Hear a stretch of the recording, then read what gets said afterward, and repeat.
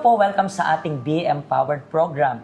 At itong Be Empowered program is ginawa, dedicated para sa mga OFWs. Alam niyo po na meron silang iba't ibang experience. At sabi nga nila, ang pinakamatalinong paraang matuto ay matuto sa pagkakamali ng iba, matuto sa buhay ng iba. Yun yung reason kaya sinishare nila yung experience nila. Kasi ang experience, hindi po nabibili ng pera. Ang experience, yan po ay personal na naranasan ninyo, nangyari sa buhay ninyo. At katulad sa special guest natin, so for today, ano pong pangalan ninyo? Ako po si Catherine. Catherine, gano'n na katagal as an OFW? 10 years po. 10 years? Only in Hong Kong. Only in Hong Kong. Pero taga saan po talaga kayo sa Philippines? Quezon City po. Sa Quezon, Manila. sa Quezon City? Tandang Sora po. Tandang Sora. Sa Quezon City. And sabi mo, 10 years ka nang nag-work Opo, dito 10 sa years. Hong Kong lang. Hong Kong lang po. And nakailang amo ka na po? 3 employers. Tatlo? Opo, 3. Mhm. Sa unang amo, ilang buwan lang, taon? 1.5 year po. 1.5 year lang. and So, na-terminate ka o hindi tinerminate po. ka? Foreign sila, so nag-for good. So pwede ka namang mag-continue Opo, nun, di ba? As a finish. Kasi parang consider as a finish yun. So, sa pangalawa, ilang years ka? Ganun din po. 1.5 rin? For good po. Galing po ako sa American Consulate Family. So, wow, American. pero isa't And kalahati then- parang. And then sa last, ito na yung Ito last, na po di ba? pinaka-last. And alam ko 6 po, within years. these 10 years, marami ka ng experience, pwedeng good, pwedeng bad. Yeah. Pero ano po yung isa sa bad experience ninyo na naranasan while working? Ito pong last employer ko. Bakit? Ano From- nangyari? Sa salary ko po, nagkaroon sila ng financial problem. So, damay po ako. Allowance ko, 1.5 a month. So, ang 2 nangyayari, years. hindi ka nagpapadala sa family, ganon? Yung pong binibigay sa akin, pang punta ko sa church at saka para sa family ko. So, Yan po. gano'n lang, parang pamasahe lang, Opo. and then konti lang para sa family. Opo, So, opo. siyempre 1.5. So, magkano lang napapadala mo that time sa Sa kanila po yung 1,000. Sa sa akin yung 500? Mas malaki pa rin sa kanila. But even though, para mas malaki pa rin yung sa kanila, tapos konti lang yung sa'yo, Yes, po. maliit pa rin yun para sa isang buwan. Yes po, sobrang. Hindi, kasi college na po yung anak ko. Anong tanong niya? Anong tanong At niya? ang nasa mind niya po, hindi ko sila mahal kasi iniisip ko lang yung sarili ko. Kasi hindi sila naniniwala. Pero- Wala pong naniniwala. Pero na- hindi mo man lang ba in-explain or in-explain mo? In-explain ko po yung Pero nangyari. hindi sila Pero ang gusto naniniwala. po nila, umuwi na ako ng Pinas. Kasi bakit po ako magtatrabaho kung wala akong sahod?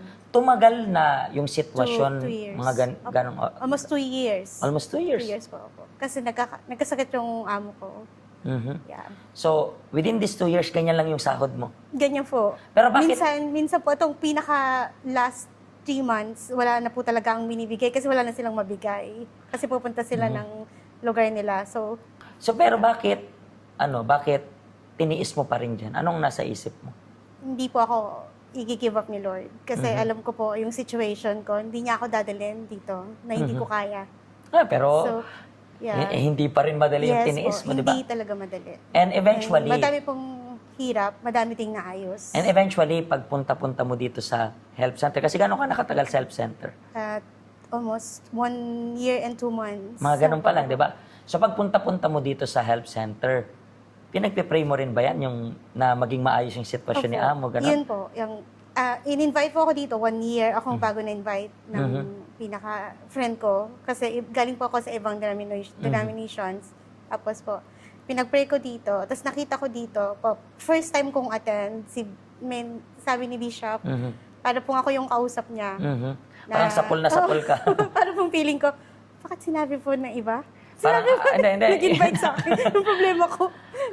Normally, ganyan yung nasa isip natin, di ba? Opo. Hindi lang, I think, hindi Yes lang ikaw yung po. Yes nakaranas po, niyan. Pastor. Ako rin naranasan ko yan, parang Yes po.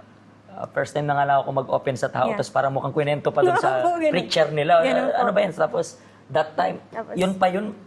Imagine mo, first time ka na nga umaten, tapos akmang-akma Opo. pa sa'yo. Ganun yung Opo. nangyari sa'yo, Opo. di ba? Pero, nagtuloy-tuloy ka lang. Nagtuloy-tuloy po. Pinagpipray mo yung sarili mo, pinagpipray mo yung amo mo. Nag-pray po talaga ako sa dito And sa then, altar. eventually, dahil sa pagpipray mo, ano yung naging resulta? Maganda po yung naging resulta. Kasi yung tiniis ko po ng 2 years na para pong 5 years yung kabayaran nung tiniis ko. So, 5 years. Para pong ganun yung ano So, kasi. yung 2 And years then, na sahod mo na parang naipon, Opo. binayaran kanila na Binayaran po ako ng 300 Hong Kong dollars. 300,000 Hong Kong Opo, dollar. Hong Kong Magkano yun dollars. sa peso? Almost 3M po, kung i-compute mo sa... Opo. So parang ang nangyari is nagkaroon ka lang ng savings Yeah, na. opo. At then nagkaroon ako ng savings. Tapos naayos po yung situation ko sa Pinas. Kaya I used to give po. Mm. Parang ginawa ko pong God si Catherine. Mhm. Na hindi na sila kailangan humingi sa iba, hindi na sila kailangan mag-pray kasi po I provide all. Kasi sa salary ko. So, Kaya siguro po, yeah, there's a reason behind that one. so na-realize mo na parang, teka lang, parang ako yung na. Diyos nila. Ako na. Kasi parang, Ako na po lahat. di ba, parang ako naman yung lahat. Pero hindi naman dapat, Yeah, di ba? hindi po. Dapat.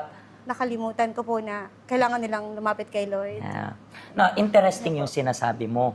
Bakit? Kasi usually, ginagawa natin. For example, sa likod, let's look at yung likod. Meron dyan, hindi ko alam kung nakikita nyo rin, Jesus Christ Yes. is the Lord. Is the Lord, yeah. So, hindi po yan name ng church Yes. namin. Yeah. Pero, ano ba yung ibig sabihin ng Christ? Ang Christ, ibig sabihin tagapagligtas. Yes, Diba? So, ibig sabihin si Jesus daw yung tagapagligtas, hindi si Catherine. Yes po. Diba? Yun po talaga. Kasi Yung minsan ang ginagawa the reason. natin, ikaw yung gusto mong, ako po yung lahat. savior. Ako po. Lahat, wala akong no. Kahit sino po lumapit sa akin, puro yes. Parang sobra yung bait mo. Ako. And nung pong, yun na po yung nangyari. Na-realize ko, ay, hindi pala ako si God. Limited ka pala. Kailangan ko rin po pala ng tulong. Catherine ka pala na, hindi pala ako si Jesus, si Catherine pala ako. And then, anong nasabi nila nung natanggap mo itong malaking blessing ito? Anong sinabi ng anak mo? Hindi ko pa po sinasabi. Hindi pa sinasabi, bakit? Hindi ko pa po. Gusto ko po kasi yung Sa actual personal na, Hindi ko pa po kailan ka po sinabi. pala uwi? December po. So ngayong year, Opo, sa December. Opo, So, December. isa yung na-realize ko sa kwento mo. Alam mo yung na-realize ko sa kwento mo, yung pagtsatsaga mo. Opo, Diba? Yung talaga. perseverance mo. Hindi lang sa pagpipray, pero yung perseverance mo kung paano mo Yes. linilid Opo. pagdating sa family members Yes. mo rin. Hindi lang sa family members, sa prayer, kundi sa amo mo. Yes po. Yun is napaka-importante. Opo. And maraming salamat sa pag-share ninyo ng story ninyo. I Thank believe you po. maraming na-inspire sa inyong story. Thank you. At kayo rin po na nanonood sa amin. Kayo po na merong pinagdadaanan. Siguro po, nahirapan rin kayo sa amo ninyo.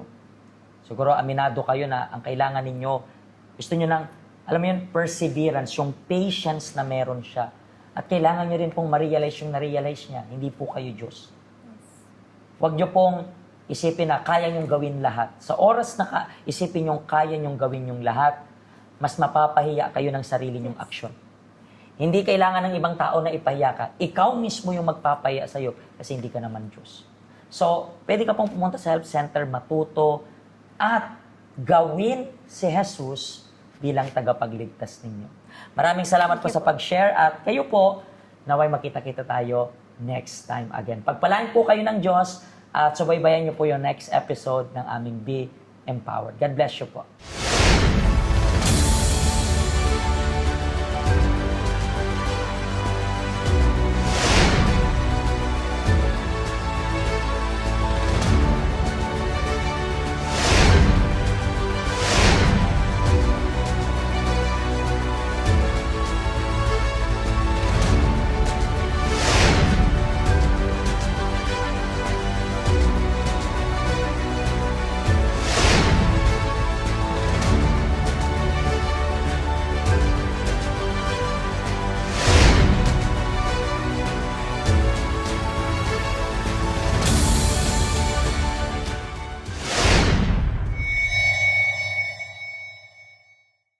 Hello, ako po si Pastor Joshua dito po sa UCKJ Health Center dito po sa Hong Kong. At yung mga napanood nyo pong testimony ay mga testimony ng mga OFW dito sa Hong Kong. Pero I believe makaka-relate rin naman kahit nasaan po kayong bansa. Basta OFW.